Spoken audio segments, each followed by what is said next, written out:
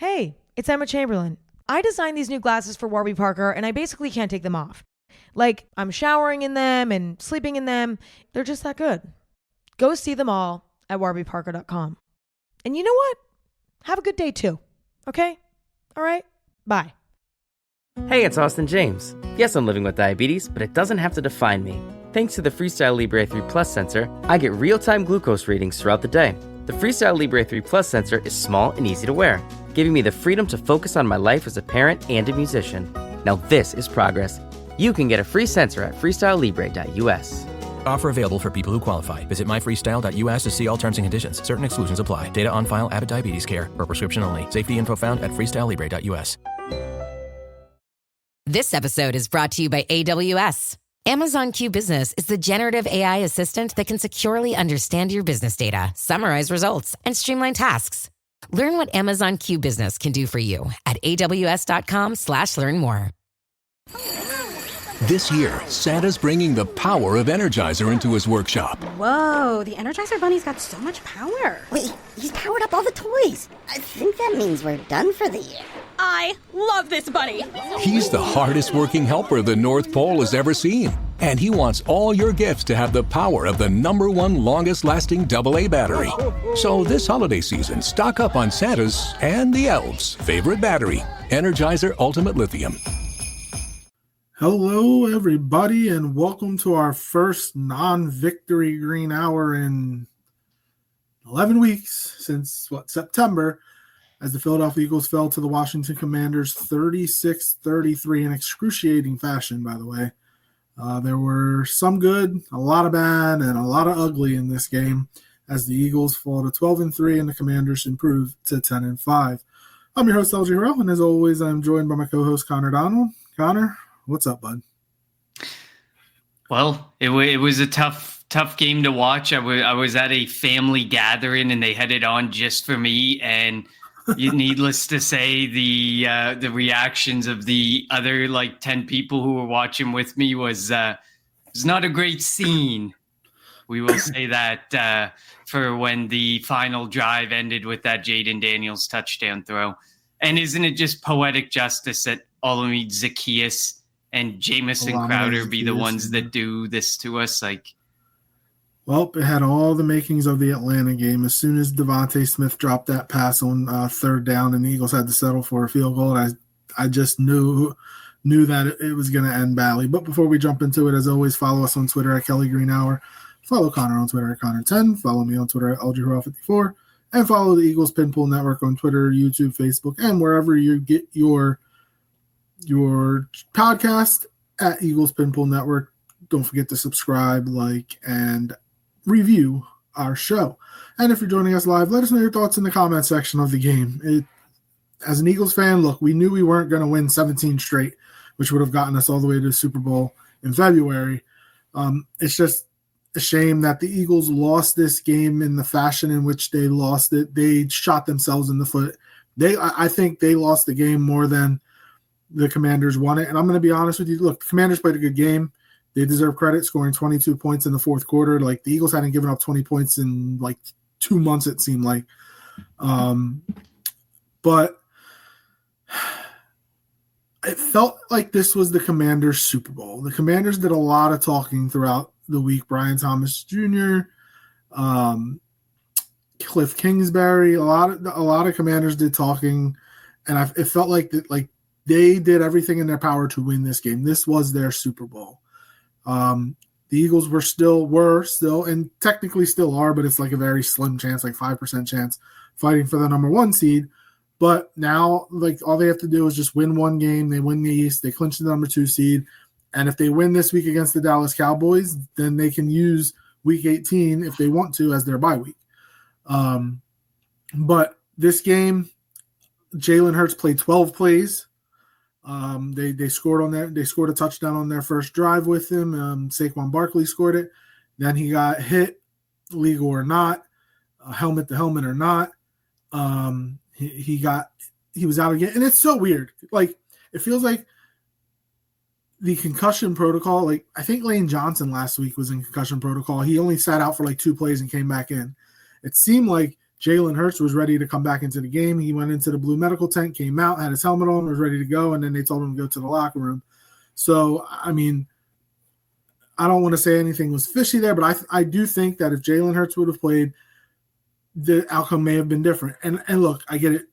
Besides CJGJ being thrown out, which that was another conundrum in its own, because the fact that he got a personal foul penalty when he got his helmet hit, that was a BS penalty. And we still don't know what happened with the second one. So the fact that happened, that's a different scenario, different circumstances. But Jalen Hurts, you can see the effect he has on the running game. Yes, Saquon did have a 68-yard touchdown run. But after that, when the Commanders knew that Jalen Hurts wasn't going into the game, they completely changed their defense. They didn't need to worry about the quarterback run. So they keyed in on Saquon. And when the Eagles are running the ball almost every first down, Saquon, after that 68-yard run, I think he had 19 carries for like 20-something yards. Jalen Hurts positively affects the running game. And Jalen Hurts, because defenses, the defensive ends, you can't crash down because he can keep it and go. Because we know he had like 40 yards rushing on 3 carries before he got taken out of the game against the Commanders. So I'm not saying the Eagles lost because of Kenny Pickett, even though Kenny Pickett I didn't think played that great of a game. He did what he was supposed to do. Obviously, he's not the reason that they lost, but not having Jalen Hurts out there for the entirety of the game definitely changed the complexion of the game because it made life easier for that Commanders defense.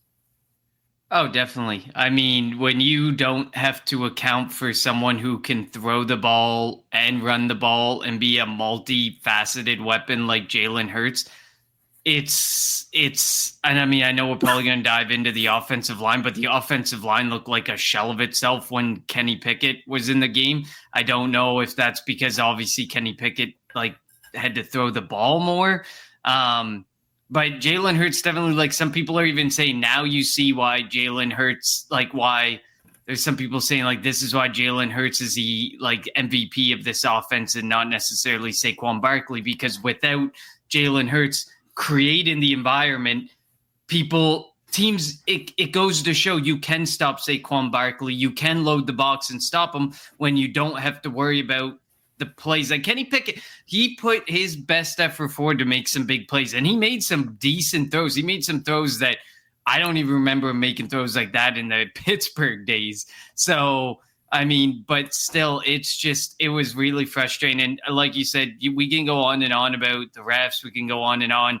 There was so much that went wrong in that game that is outside of the refs' control, that we had every bit to control and weren't able to control and weren't able to win. It's just so easy to fall back on the referees in a moment like that where it's a 36-33 game. But that shouldn't be where the fallback goes. So I agree with you on the CJGJ thing. That's the first time I think I've ever seen a flag thrown and given to the guy who was just talking. Whatever he must have said must have been the worst thing that referee has ever heard in his NFL reffing career. And that's where referees cannot allow their personal feelings or personal emotions to come into it. Like we're never going to know what CJGJ said. But the ref said he was taunting, but to sit there and think that everyone else doesn't taunt when they're jawing? That was the second one that he said he was taunting on the second one. The first one, all he was doing was talking, and the guy from the Commanders hit his helmet off. Like he didn't throw a punch, but he kind of stiff-armed his helmet off. So again, like if anything, it should have been offsetting penalties there. And like I said, at the end of the third quarter, going into the fourth quarter, they showed nothing of what CJGJ did, what CJGJ may have said. So again, we're never going to know. The pool reporter that talked to the referee, his answers were BS. Like they made zero sense. But also CJGJ also needs to realize like he is such an important, integral part of the defense. Once he went out, you saw the communication issue, the communication breakdown in the secondary. Tristan McCollum sucks. He was so bad on the 4th and 11 play in which Jayden Daniels ran. Like, he went and tackled his own teammate instead of tackling instead of tackling Jayden Daniels. On the touchdown, I think it was either him or Reed, but whatever.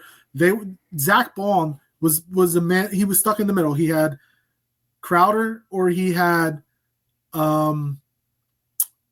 Zacchaeus, and he had to pick one. It was feast or famine, and he kind of chose to go to Zacchaeus, and Crowder was open. Where was the safety on that? Tristan McCollum had himself a bad day. Special teams were terrible all day. I don't understand why Braden Mann couldn't kick the ball into the end zone. And the special teams was bad. And the starting field position in the second half, I think, for the Commanders was like their own 40-yard line. 40-yard line. That means they only have to go 60 yards to score a touchdown, 20 yards to kick a field goal. Like, it was pathetic the way that overall the team just looked so bad, and it's the worst that they have looked since Tampa Bay. And I'm hoping it's just a blip in the radar. But, you have a Dallas team coming in here who is eliminated, but they're looking to play spoiler. They've won 4 of their last 5 games. They obviously want to keep the Eagles from winning the NFC East and whatnot, and Saquon from getting closer to the record. Saquon had himself a good day, 150 yards.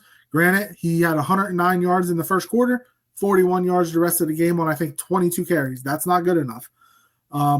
He needed 419. Now he needs 268. I think something like that. Because if he averages 134 yards the last 2 games, which he can definitely do if he wanted to, if they decide to play Week 18, he'll break the record. But obviously, getting the win is important, and just they played undisciplined football. 4 personal foul penalties on defense, a 12 man on the field and on defense in the fourth quarter, and guess what? They gave up a touchdown on that play. That's where not having CJGJ and the communication, that's where it lacked, and that's where it hurt the team. Yeah, definitely. You could tell in that moment it was Darius Slay that was trying to get off the field, and you could tell that there was genuinely people on that play that felt that thought Darius Slay was one of the guys and was going to be covering the wide receiver. I think it was Zacchaeus who ultimately ended up getting the touchdown. He was wide open because of the miscommunication and because people thought Darius Slay was a part of the defense in that moment when he was actually just trying to get off the field. It was an uncharacteristically, fundamentally terrible game by this Philadelphia defense, and I don't believe I'm not that worried about it. I don't believe that's what we're going to see going forward. I don't think that they necessarily even showed anything of here's how you beat this defense. I just think it was an uncharacteristically flawed day by the defense. Kenyon Mitchell gave up his first touchdown. He did not have a good day. Darius Slay had a really bad day. He gave up 5 receptions, 9 targets, 67 yards. Jalen Carter missed 4 tackles, according to PFF. So, that's an uncharacteristically bad day for Jalen Carter. He got called for a really touchy penalty. It just felt like the refs were trying to... also got called for a touchy, a finicky penalty as well. Mm-hmm. It feels like the refs were trying to control a game that was never out of control. It felt like a lot of these calls you would expect in a game where there's a lot of pushing, there's a lot of shoving, there's a lot of, a lot of moments where there's guys pulling on each other and getting in each other's faces, instances where there's near fights breaking out. This game never felt out of control, that the refs had to stick their head in it and make some of the calls that they made. But that's what the game felt like, from the refs' perspective, that they were trying to control something that didn't need to be controlled ultimately. Nakobe Dean had a great game. If we want to look at some of the positives, Dean had a great game. Nolan Smith continues to ride high. I don't know if you can really give Bryce Huff much of an opportunity at all when he's back, except for, a break here and there for Nolan Smith and a break here and there for Josh Sweat, and he gets maybe 10 snaps a game. I don't see how you can give him very much time at all out there. Zach Bond, good game. Like there was some good games, but it's just the unit as a whole, especially the secondary, did not look themselves, did not look good. There was some injuries that happened. Ryan says, did the Eagles defense look incredibly early on? I can't remember what he was trying to say. After the injury to Hurts. Defense looked incredible early on, especially Darius Slay. After the injury to Hurts, the defense was affected and felt like they had to do too much where they struggled. I couldn't believe how bad they got after they dominated early on. So it did feel, you would have thought that and it's not like they were only on the field for 23 minutes, I think 24 minutes, which is it was like crazy. 23 to 32. And excuse me. But they definitely, it looked like on that fourth quarter game-winning drive, they were getting zero in the second half. They were getting zero pressure on Jayden Daniels, and this was the first game since Brandon Graham's injury that it felt like they didn't have enough bodies. Josh Sweat was in and out because of an ankle. We're probably going to see Bryce Huff this week, but this was the first week since the BG injury that they didn't have enough bodies. They needed to make it a priority this offseason, and I don't want to talk like past the season, but they need to make a priority to get a legit number one pass rusher. And I saw something where the Eagles are like the co-favorites if he is looking to be traded to land Myles Garrett, which would be awesome. They need somebody of that ilk because they need somebody that can dominate at the front line. They don't have that anymore. Hassan Reddick was that guy, and obviously, they got rid of him. They thought Bryce Huff could be the guy, and he isn't the guy.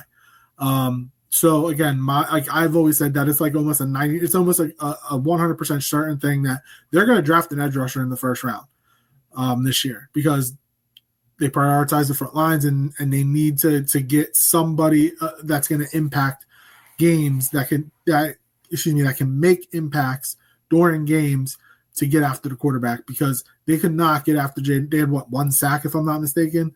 Fair amount of pressures, but not just one sack. It didn't feel like those pressures phased Jayden Daniels though. No, but I mean, that's a shout out to Jayden Daniels. Jayden Daniels had a great game, and I know that obviously the national media is going all after Jayden Daniels. I think one of the questions is what's the bigger headline, Jalen Hurts' injury or Jayden Daniels' performance? And I would agree it's probably Jayden Daniels' performance. Does Jalen Hurts being in the game make a big difference? Absolutely. Can we guarantee with a certainty that we would win the game? No, but you could guarantee the way that Jayden Daniels played, you were coming out with a W because we forced 5 turnovers for a team that struggled to force turnovers. We forced 5 of them, and we won the turnover battle, and we lost the game. Well, it feels like when it comes the thing we always do. When it comes to those turnovers, look, obviously getting turnovers is good. Where they missed Jalen Hurts after the first quarter, Kenny Pickett led offense on 4 turnovers, scored 6 points. 6 points. If Jalen Hurts is in the game the entire time, I guarantee they score more than 6 points. The Eagles put up 33 points. Didn't even play that great of a game offensively. With Jalen Hurts, they might put up 40. They might put up 50. They wouldn't put up 50, but you know what I mean. They're definitely going to score more than 6 points. If everything else happened, defensively they got the same turnovers, but Jalen Hurts was the quarterback. It would have been a different game, I think. It would have been a different game. They would have scored more than 6 points. That's where they missed. That's where I think the Jalen Hurts injury really played a factor. Because, again, with Pickett in the game, and, again, I don't think Pickett was all that great, but with Pickett in the game, they still put up 33 points. But they kicked too many field goals. You have to convert a touchdown. Now, on one of the third, I think it was third quarter drives, the one drive which Lattimore had a couple of pass interference penalties. There was that one throw into the end zone to A.J. Brown, which also could have been a pass interference, also could have been a hit on the defenseless receiver, but the refs didn't throw it. If that happens, the Eagles get the ball at the 1 yard line, but also they didn't go for it on 4th and shorts. They didn't do any tush pushes. This is all the stuff you think about when Jalen Hurts is not in the game. Stuff that, like we say it, if the Eagles can get 9 yards on the first 3 plays, they have 4th and 1. If they get 4th and 1, they're going to go for it 99% of the time and potentially and going to get it more than 90% of the time. So not having Jalen Hurts affect it offensively, what Kellen Moore and what Kellen Moore was going to call and what Nick Sirianni was going to do on fourth downs. 4th and 5, after Devontae dropped it, maybe they would have went and again, I'm playing the game out. If Jalen was the quarterback and Devontae dropped it, maybe they go for it on 4th and 5 with Jalen Hurts at quarterback, but you don't have that same faith and same trust in Kenny Pickett to go for it. Oh, you could definitely tell they didn't have the same faith and trust to roll out an aggressive playbook with Kenny Pickett. And I think that that's been pretty clear in the very few instances that we've seen Kenny Pickett. Even through the preseason, you could kind of tell they didn't trust him to do anything worthwhile, which begs a lot of questions as to why they made this deal if they didn't think they would get in a backup quarterback that they could trust and that they had faith in. I continue to wish that we could see Tanner McKee as a backup quarterback. Hopefully, maybe this week. Because Kenny Pickett, they're still figuring out what's going on with his ribs. He's getting some extra testing done on his ribs. Maybe we see Tanner McKee. I would like to see Tanner McKee, so maybe we can move on from Kenny Pickett because you can see now why Kenny Pickett's no longer a starter in this league. Wasn't very good, even though, the offensive coordinator wasn't very good at the time in Pittsburgh. You can definitely see why maybe that offensive coordinator couldn't do a whole lot with Kenny Pickett either. But I will say one thing though. They kept trying to call Jalen Hurts plays minus the RPO. They even called the RPO, but there was really no run option for the quarterback. He was going to hand it off to Saquon no matter what, which is weird because Kenny Pickett in college, he could run with the football. I think the Eagles made a mistake of not changing up the offense at all. Go under center more, be able to run play action, hand the ball off to Saquon with a full head of steam. Because when you don't have Jalen back there in the shotgun or the pistol and you're going to try to run with them, you could see it all day. They kept keying in on Saquon and he would lose 3-4 yards at a time. I think with the most Eagles, I've seen him hit in that backfield. It was like he was with the Giants again. And that's probably what he was thinking. It's like he thought he got away from the Giants, and that's what it felt like. I do think that the Eagles probably should have prioritized a backup quarterback that's similar to Jalen Hurts. Again, we thought we had it with Marcus Mariota, but he really couldn't throw the football. He could run it really well, but that's pretty much it. That just seems to be the Eagles' issue, though. They always have a starting quarterback, and then they get a backup quarterback, and you cannot roll out the same playbook. They're not very similar. Even like when you look, I guess with Carson Wentz and Nick Foles were kind of similar, except Carson Wentz was still definitely a more agile and more mobile quarterback. But Nick Foles was more of a stand in the pocket, throw the ball type of quarterback. But it always feels like they always have that mobile quarterback, that they can trust to run a bit.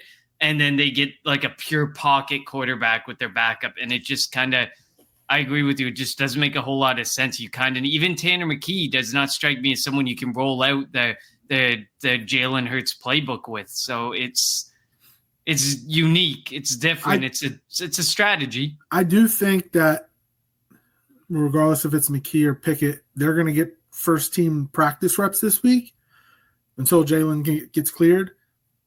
The game plan will look different because their skill sets are different from Jalen. And, what's his name? Kellen Moore has experience with, Justin Herbert. Dak's not that much of a run. He doesn't like to use his legs that much. He's more functional mobility. When he has to move, he will move. So he was definitely more mobile before he broke his leg. So Kellen Moore would know the type of offense or type of plays to call for Pickett or for McKee. But it was just frustrating that they didn't do anything different. Like, obviously, Pickett is not Jalen Hurts, so stop maybe trying to run the plays that that you would be calling if Jalen Hurts was out there. Tasha says, do you think the Eagles will have to rely on their run game on Sunday? We're not going to touch on this too much, but I think it's going to depend on the quarterback. Also, Dallas's rush defense gives up like 130, 140 yards rushing a game, so why not? But I mean, you're talking about the Commanders, who were also 25th ranked against the rush, and Saquon did have 150 yards rushing. You did have 150 yards, but I mean, I remember me and you were messaging, and I was like, man, he could be going off for 250 in this game, but he didn't get the chance to do it because of the injury to Jalen Hurts. That just threw the entire game. Eagles ran for over 200 yards. The biggest issue was they were 3 of 16 on third down. Third down, that was the issue. Kenny Pickett could not convert on anything. Of course, everyone's going to say, well, look at the Devontae Smith third down drop, but that's one play. That's only one play. You can't just look at that one play. That means, okay, take that play out of it. You're 3 of 15 on third downs through that whole game. Like, you got to be able to stay on the field. And I think I'd have to look, but Jayden Daniels and the Commanders were near 100% on third downs. Like, they were able to. They were 7 of 13 on third down.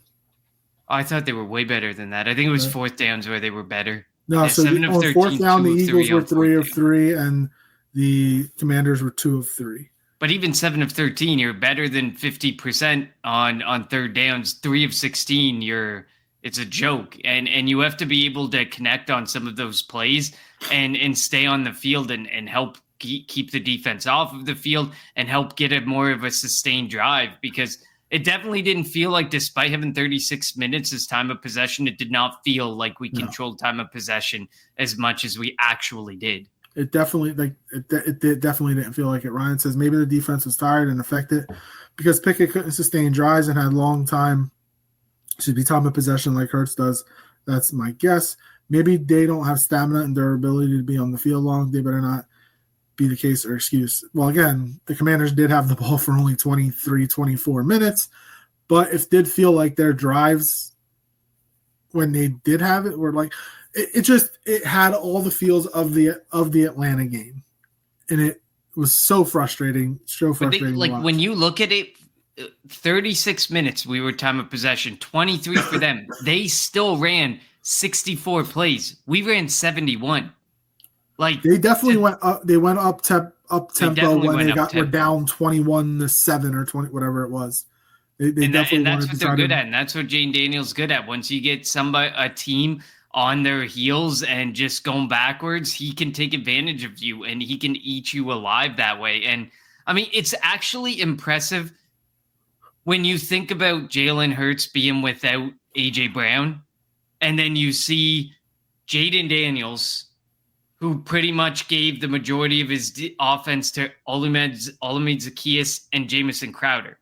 Like, that's super impressive that he's able to use those. And I get it, Zaccheaus was wide open on a play where everyone thought that Darius Slay was a player on the field when he was actually a 12th man trying to get off the field. But still, he still got 4 of his touchdowns going to Jamison Crowder and going to Olamide Zaccheaus. And Jalen Hurts, without A.J. Brown, can't find any of his secondary wide receivers whatsoever. I found that really interesting in the contrast that you could see there. Looking at the stats, the Eagles had 3 players catch balls. Kenny Gainwell had 1 catch, and then the rest was Devontae and A.J. Brown. The Commanders had 9. 9 different receivers catch the football. Like, they don't even look at Jahan Dotson. Like, what was the point of that trade? Jahan Dotson is just out there running cardio all day. They look at nobody but A.J. Brown. And I get it. A.J. Brown and Devontae Smith are really good. Like, even Saquon had a couple of targets. And I know that was more of a pass breakup than it was a drop, but the ball was also thrown short. Like, if Kenny Pickett leads him, that's a touchdown for Saquon. But he underthrew him, so he had to stop, try to come back, and allow Bobby Wagner to break up the pass. So that wasn't a great throw by Kenny Pickett.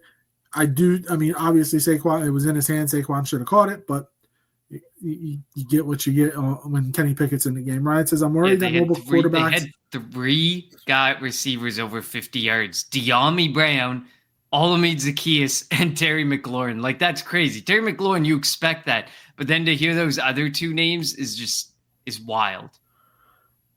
Ryan says, I'm worried that mobile quarterbacks will beat up on the Eagles' defense in the playoffs. We saw how the defense was defending a mobile quarterback in Daniels. Well, looking in the NFC, Jared Goff's not mobile. Sam Darnold's not mobile. Jordan Love is questionably mobile. We know Jayden Daniels is mobile. Baker Mayfield, functionally mobile. Kind of like Dak, yeah, functionally. If he needs to get it with his feet, he'll get Michael it. Penix Jr., I don't think he's looking to run. I'm trying to think who else. Matt Stafford, no. That's pretty much it. When you go over to the AFC, which would only be a Super Bowl matchup, Josh Allen, Lamar Jackson, Patrick Mahomes, who fakes injuries every week and then comes out and runs. Lamar Jackson. Like, we've shown we can. He also didn't run. Remember what he said at the end of the game? He didn't really run. Lot. Just like Jayden Daniels in the first, because he was battling a rib injury. He didn't run in the first game. He had 7 carries for 18 yards or whatever in the first matchup. This one he had 9 for 81.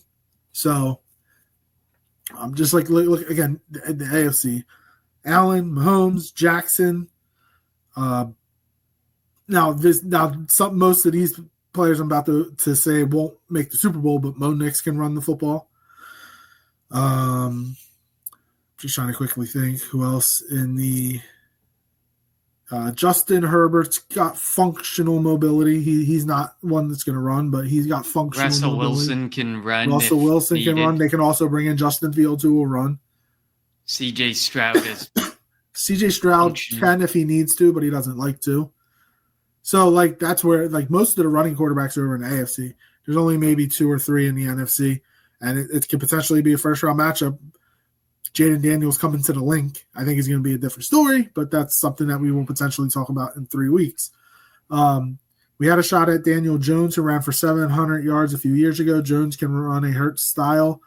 Daniel Jones wanted to go to a place that he could potentially start down the road. He would never start in Philly. But in Minnesota, like, nobody expected this out of Sam Darnold, by the way. But he's also going to get coached by is it Kevin O'Connell is the coach in Minnesota, who's done wonders with Sam Darnold. So he's going to go there and get coached up. And who knows if Sam Darnold's going to re-sign or they're going to want to re-sign him in Minnesota. And he could potentially be the starter while J.J. McCarthy works his way back from his injury. And I think it's a big matter of circumstance, too. If you tell Howie Roseman Daniel Jones is a free agent because he was post-June 1st cut for some reason or whatever by the New York Giants, there's probably a chance Kenny Pickett is not the backup quarterback. There's probably a chance who's better, Jones or Pickett? This episode is brought to you by Bleacher Report. How do you follow sports? From college football to the NBA, Bleacher Report brings you the latest news, live scores, and epic highlights from your favorite leagues, teams, and athletes, all in one app. Dive into exclusive shows hosted by your favorite athletes and original Bleacher Report series with breaking news, rumors, and predictions all season long. Download Bleacher Report to personalize your coverage. This episode is brought to you by LifeLock. The holidays mean more travel, more shopping, more time online, and more personal info in places that could expose you to identity theft. That's why LifeLock monitors millions of data points every second. If your identity is stolen, their US-based restoration specialist will fix it, guaranteed or your money back. Get more holiday fun and less holiday worry with LifeLock. Save up to 40% your first year. Visit LifeLock.com/podcast. Terms apply. Screwball peanut butter whiskey? Why the hell not? A little salty, a little sweet, a little savory, and always smooth. Screwball, the original peanut butter whiskey that's unexpectedly delicious. Visit ScrewballWhiskey.com to learn more. That's Screwball with a K. Enjoy responsibly. Copyright 2023 Screwball Spirits, LLC, New York, New York. How do you feel great on vacation? Like really good? Easy. You go to Aruba. You'll spend your time relaxing on cool white sand beaches and floating in healing blue water. You'll immerse yourself in natural wonder and find your center on an island where things move at your speed. You won't just feel great, you'll feel relaxed, renewed, and ready for life. That's the Aruba effect. Plan your trip at Aruba.com. I mean, it's tough. I mean, he's your backup quarterback at the end of the day. And in Ryan's defense of his statement, he is trying to find a quarterback that has you can run a similar style of offense, which I agree with Daniel Jones. You can definitely run that offense more easily, the Jalen Hurts offense more easy with Jones than you can with Kenny Pickett. But I mean, ultimately that never happened. But if Jones was free, it's all about circumstance. If Jones was available, which he was not in the offseason, or if he was cut in the offseason, it could be a very different thing that we're discussing, because of course Howie's going to probably prefer to sign a free agent versus waste draft capital like he ended up having to do on Kenny Pickett. I say waste like it was a wasteful trade, and I mean it's debatable, but it's one of the more questionable moves of the offseason now, especially now that we've gotten to see Kenny Pickett a couple times. And I get it, it's not Kenny Pickett's fault we lost, but to the same point, you can see the deficiencies within our offense with Kenny Pickett instead of Jalen Hurts. Yeah. It makes a big difference because it not only affects the offensive play calling, but it changes the way the defense wants to attack the Eagles offense. And definitely. You could see the big difference. Once Washington knew that Jalen wasn't coming back, their entire defensive strategy changed. They went from playing mostly man to playing mostly zone, or vice versa, whatever it was. I forget what it was. I do agree with Ryan on this point. Jones with a better O-line would be much better. Barkley can say that. I mean, Barkley and Jones are completely different. Barkley's way better than Jones when you consider pure player aspect. But I agree. I think Daniel Jones, given the opportunity to be on a much better team, a much better built team, I think Daniel Jones can be a much more viable quarterback than he was for the New York Giants. It's just the Giants never – well, in the Giants' defense, they tried. They just picked all the wrong guys, or they felt they were picking the right guys, and these guys were just not as good as they thought they would be at the positions. So, I mean, I agree. I mean, we might be able to see with Daniel Jones next year. Who knows? I mean, we could get the opportunity to see that, so it'll be interesting. Yeah, it will be. It's just so frustrating that the Eagles lost the way that they lost when – they could have clinched the NFC East. They could have still kept pace with the Vikings and the Lions for the number 1 seed. Now they're all but assured to the number 2 seed, assuming they can win one. All they have to do is win one of their last 2 games. I don't know. It was just the way they lost. And as soon as I think I mentioned this earlier, as soon as Devontae dropped that pass, I looked around and I said, this is Atlanta all over again. And that's exactly what happened. And look, winning 10 games in a row is obviously a franchise record. It's hard to happen. Winning 11 games is even harder. And they weren't going to win 17 in a row. So they were eventually going to lose.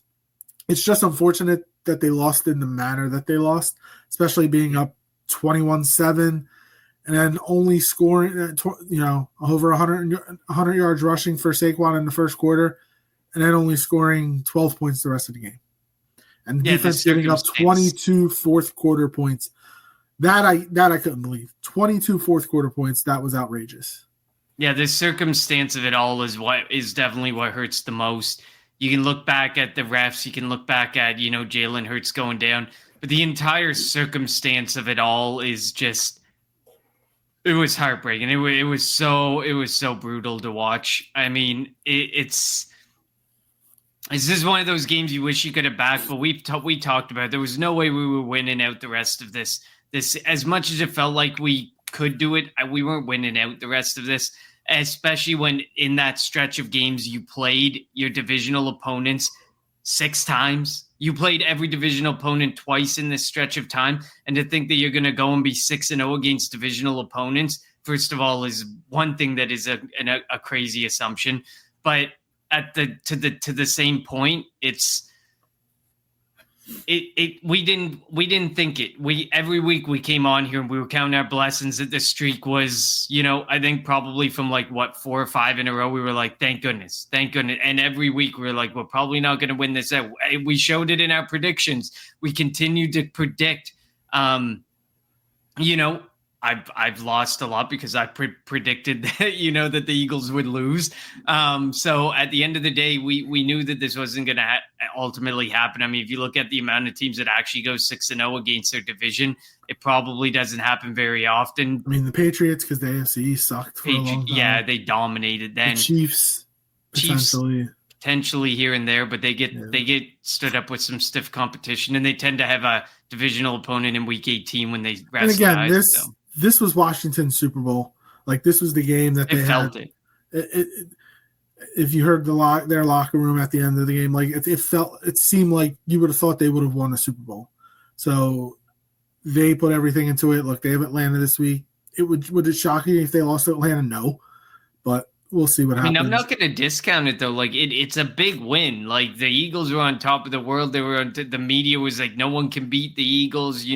They're the team to beat. They're going to basically we were being crowned like the NFC champions because of the potentially fraudulent Sam Darnold and if he's put in a position where he has to be in a big moment, spotlight the Lions and their injuries, like everyone was putting us on this pedestal. So I get why it's a huge win. But the way that you did it, I mean, that's like if Jalen Hurts is there's so many ifs, ands, or buts that come from this matchup. And, just like the Commanders did the last time, Jayden Daniels was banged up. Well, we went with Jalen Hurts, played 12 out of 71 offensive plays. That's it. Like the penalties, you can question the penalties. They had the game on a short week. Okay, well, what about the refs? What about the penalties for us? The injuries for us, because it wasn't even just Jalen Hurts.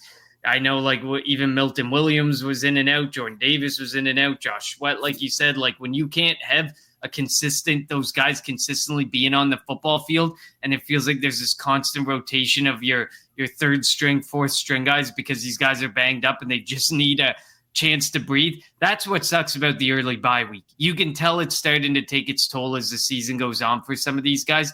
Because Nakobe Dean, I mean, he's got the whole bionic arm going. Like, some guys are playing through some stuff. And that's why I prefer like a mid to end of season bye week, because we are very good at staying healthy. As a team, it's whatever is in the Kool-Aid that Nick Sirianni is serving tends to do the Eagles some great justice over the last 3 years as far as injuries go.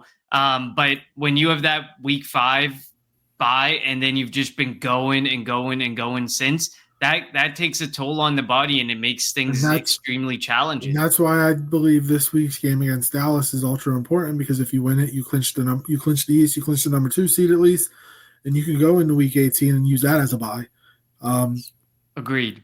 Would Saquon Barkley want to play? Like, I guess you cross that bridge when after. I guess it'll depend on how many yards he gets this week against Dallas.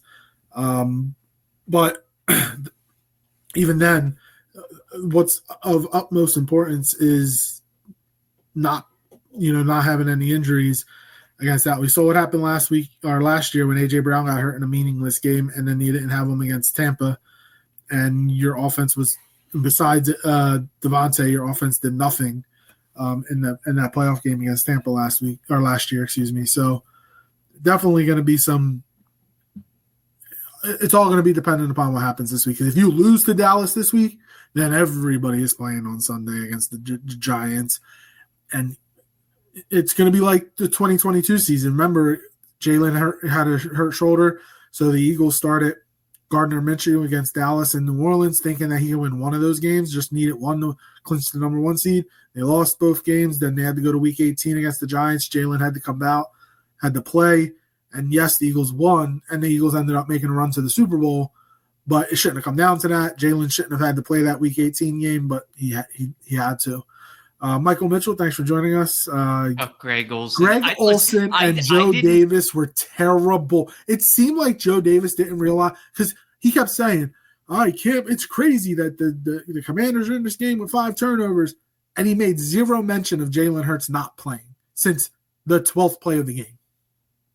Yeah, I mean, so I was at a family gathering, so I didn't get, the whole what was being said. But then after the fact, seeing the comments and seeing some of this stuff, you tune into a national broadcast for a fair look at the game for both sides. If you want to be in on a Washington favored broadcast, you tune into your local Washington broadcast. You want the Philly broadcast, you tune into your local NBC Philly showing of the Philadelphia Eagles game, and you go. Well, and you they don't do that. It has to be the radio. It's not like it's baseball. Yeah, no, and sometimes you get some of the stations that, like TV stations that run it like in some locals, but like you tune into these broadcasts, and I get it. There's some favoritism, like, Chris Collinsworth with Patrick Mahomes. They're like he absolutely drools for Patrick Mahomes.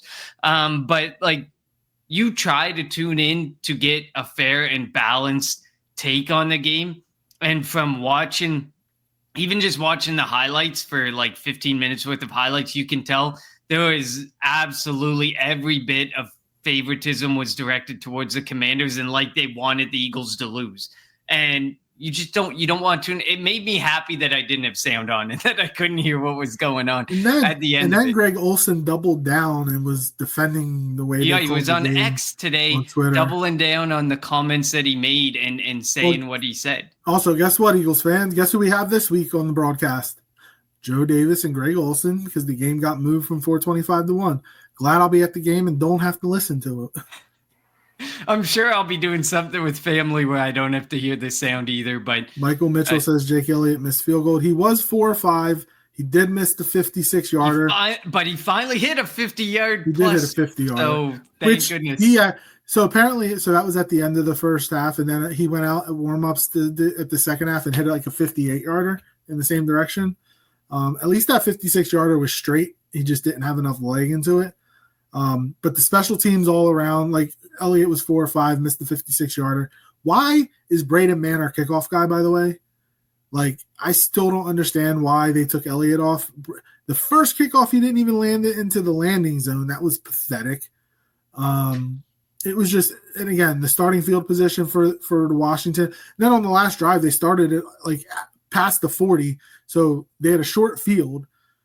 It was just, Sidney Brown had a penalty on that because he left early. Like, it was just Michael Clay, who has been pretty good over the last couple of years, had his worst game of at least 2 years yesterday. Yeah, and Braden Mann, like, he hasn't been terrible up until this point. He hasn't been like a kicker, like a genuine kicker who bombs the ball every time. But you can tell maybe that the season is wearing on Braden Mann. He is a punter. This is not a guy who is a guy who's going to kick off, call it, 6-7 times in a game, times that by 17 games in an entire season. Braden Mann's leg might not be built to be a kickoff guy from week one all the way through. And I mean, we talked about it because it was talked about on Twitter a bit a while ago. Could it be that the struggles of Jake Elliott stem from the fact that he's no longer getting to kick the ball as hard as he wants on kickoffs and getting to kick the ball all that much? Like, I get that maybe you're trying to save the leg and trying to save injury, but I mean, Jake Elliott has been the cornerstone kickoff kicker for 3-4 years prior to this. Why did this year have to be such a different thing and such a change?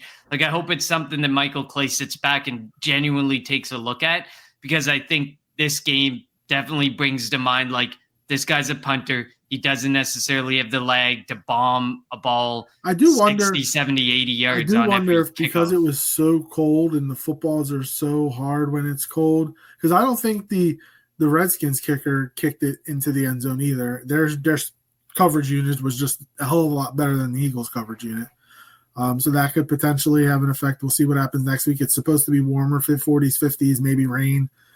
So it should be warmer. So we'll see if Mann's able to kick the ball into the end zone, because that could be an effect. Which, though, playoff time, if you're playing at the Link, you're outside, it's going to be cold. You learn how to kick the ball far. Like, yeah, you definitely have to. I like how you said Redskins there. Like, we're trying to shift the debate on bringing the Redskins name back. I don't even remember what I said. I'm just still frustrated. Like, it's crazy. We're 12 says yup. I don't know if he's saying that because he typed it while we were talking about Greg Olsen and having a non-biased national broadcast, or if it was a Jake Elliott missed field goal. But I guess to either one definitely makes sense as well. So it's just like we haven't lost in like 2-3 months, and I hate that losing feeling. The Eagles, we're not mentally ready for that. The outcome of the Eagles games always is how my week's going to go, and it's Christmas week, and I just don't give a crap about Christmas on Wednesday. I don't care. The Eagles lost Sunday. Like, we can cancel Christmas for all I care. Well, my son would be pretty disappointed, so I gotta continue to ride the high of Christmas. I don't have kids yet, so Santa's coming. Obviously, I don't have that same thing that you're going through because I don't have kids, but Otherwise, I just have like any last comments on the game you got? We'll see them again in a couple of weeks, and I think it's going to be a completely different outcome. And I really, really hope. I know that, like, coming out of concussion protocol, you typically miss the next game. Now, Zach Ertz played. We thought he was going to miss this past game, but he played after a concussion last week.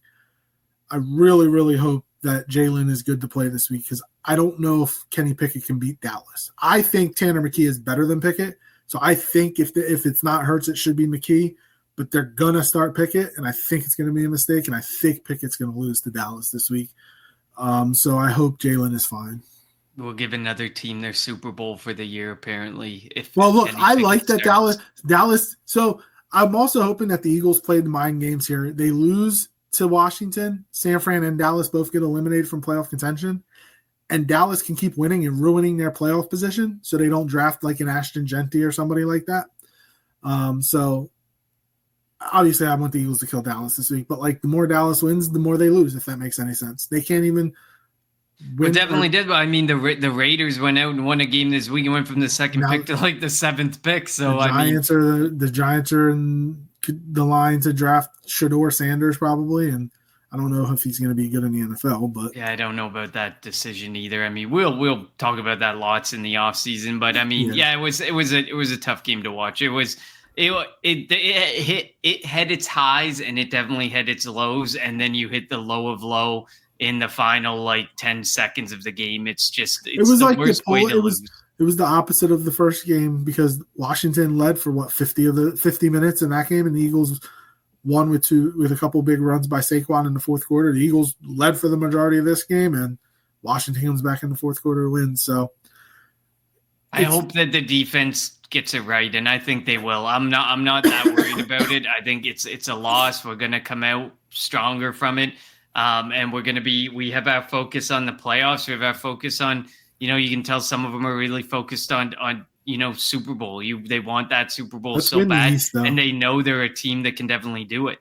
Let's win the East. They need to win it this week so that we can use week 18 as a bye week because I don't foresee I don't foresee Detroit and Minnesota both losing this week. We would need them both to lose this week before they play next week. I just want the NFC East at this point. The chance of the 1 seed is just over. It's 5%. Not even worth looking at. But Justin says that was a classic old school Eagles letdown game. It's like all of history just flooded right back in that one game. You genuinely do forget about weeks 1, 2, 3, and 4 when you ride that 10-game win streak and that high that we've been riding. You forget about the letdowns and all the disappointment that sometimes happens with this Eagles team. So. Yeah, that's why I said Atlanta. Like I mentioned Atlanta. As soon as Devontae dropped the ball, I was like, oh, God, they're going to lose this game, aren't they? And, of course, they did. Now, on that touchdown pass, that was a blatant false start. That obviously didn't get called. But, the refs were terrible, too. Not blaming the refs that we lost. We lost because we sucked on defense. But the refs were And you awful. already know Commanders fans are pulling the Lane Johnson tape because people love to say Lane Johnson. Lane Johnson has it timed. Lane Johnson sometimes might time the count spot on. This was a clear, this guy. And then Greg Olsen trying to defend that. It was a good no call, bro. It was a legit false start, like a legit jumped early. So I don't want to hear it. The broadcast you didn't make it a point in the broadcast where there was actually a slowed down highlight of it because you thought it was a good no call. You don't highlight that. So Justin Smith says, also, we all need to appreciate Jaylen. I've been critical of him too, but without him, we are screwed. There's no faith in him. I've always been appreciative of Jaylen.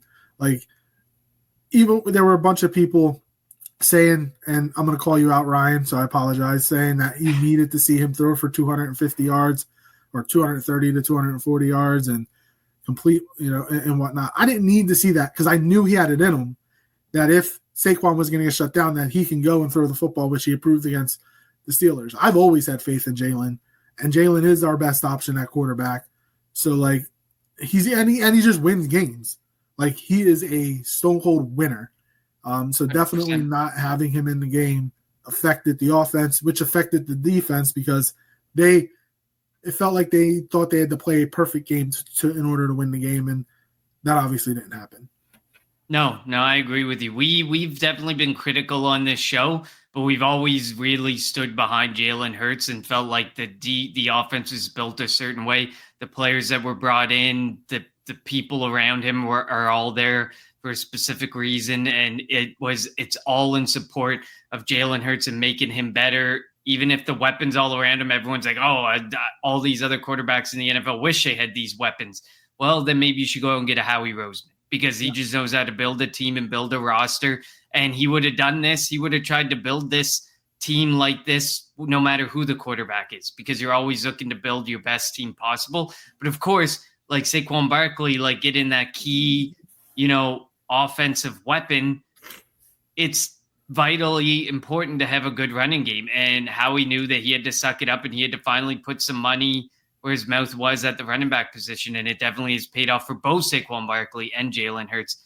By the way, we didn't even talk about Saquon Barkley's attempted pass attempt. That was just pathetic as well. But Washington deserves credit for not falling for it. And I'm glad he didn't throw it and turn it over. If you had a quarterback back there, that play, Devontae Smith gets that in the back corner of the end zone, and it's a touchdown. And that's the quarterback. Sure. Yeah, like you can't expect Saquon to make that throw because if he would have lobbed it up into the back corner of the end zone, it's a touchdown. But I'm just glad he didn't throw it into trouble and throw an interception. All right, 36-33. Washington defeats the Eagles. The Eagles are 12-3. Washington 10-5. If the Eagles win one of their final two games, their NFC East chance and clinch the number 2 seed. If the Eagles lose both and Washington wins both, Washington wins the division. Yes, I said it. It's unfortunate. But we'll see what happens. And the Eagles have the Dallas Cowboys this Sunday. The game was flexed from 4:25 to 1 p.m.